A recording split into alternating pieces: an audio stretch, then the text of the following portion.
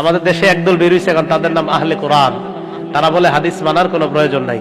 বরিশালের একজন মুরব্বী দেখবেন, আমি নাম বলবো না, উনি খুব বক্তৃতা দিচ্ছি ইদানিং, উনি আহলে কোরআন। উনি বলে ওনার মাথায় এটা ঢুকে না, নবীজির আল্লাহ মেরাজের রাতে 50 ওয়াক্ত নামাজ দিছে, এই নামাজ উম্মতের জন্য যদি 50 হইতো, এটা নাকি ওনার মাথায় ঢুকে না। এই হাদিসটা বুখারীতে আছে, বুখারী শরীফের 349 349 নম্বর হাদিস।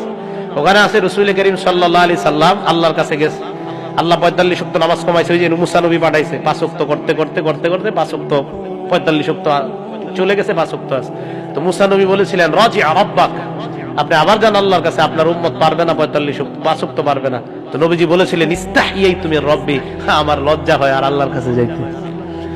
তো এটা আমাদের বরিশালের একজন, উনি মাশাআল্লাহ খুব বিখ্যাত মুরব্বী, সাদা দাড়িওয়ালা, ওনার নাকি এটা মাথায় ঢুকে না। কেন? কোরআন পড়তে পড়তে নাকি ওনার মাথায় ঢুকে না একটা মানুষ দৈনিক 5 ওয়াক্ত নামাজ কিভাবে 50 ওয়াক্ত কিভাবে পড়বে। তো ওনার এক ভক্ত আমার এই প্রশ্ন করছে, আমি পাল্টা ওনার ভক্তরে প্রশ্ন করে সময় দিছি কিয়ামত পর্যন্ত। কোন পর্যন্ত? কিয়ামত। কি প্রশ্নটা পাল্টা? আমি বললাম ওনার মাথায় ঢুকে না যে নবীজির আল্লাহ 50 ওয়াক্ত দিলে আমরা কেমনে পড়তাম, এটা ঢুকে না, কয় না।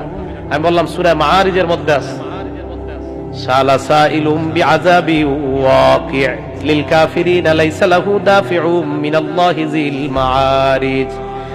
আল্লাহ পাক রব্বুল আলামিন বলেন সালা সাইলুম বিআযাবি ওয়াকি' লিল কাফিরিন লাইসা লাহু দাফিউম মিনাল্লাহি যিল মাআরিজ তারুজুল মালাইকাতু ওয়ার রূহু ইলাইহি ফি ইয়াউমিন কানা মিকদারুহু 50 আলফা সানা। কিয়ামতের ময়দানের একদিনকে আল্লাহ বলছে 50,000 বছরের সমান। এই যে 50,000 বছর, এটা কি হাদিসের কথা না কোরআনের? তো এটা ওনার মাথায় ঢুকলো কেমনে? দুনিয়ার মধ্যে 50 ওয়াক্ত নামাজ একদিনে ওনার মাথায় ঢুকে না, 50,000 বছর একদিনের সমান হয়, এটা কিভাবে ঢুকলো মাথায়? এটা তো কোরআনে আছে। কিছুদিন পরে বলবে আমি কোরআন মানি না, এ বলবে।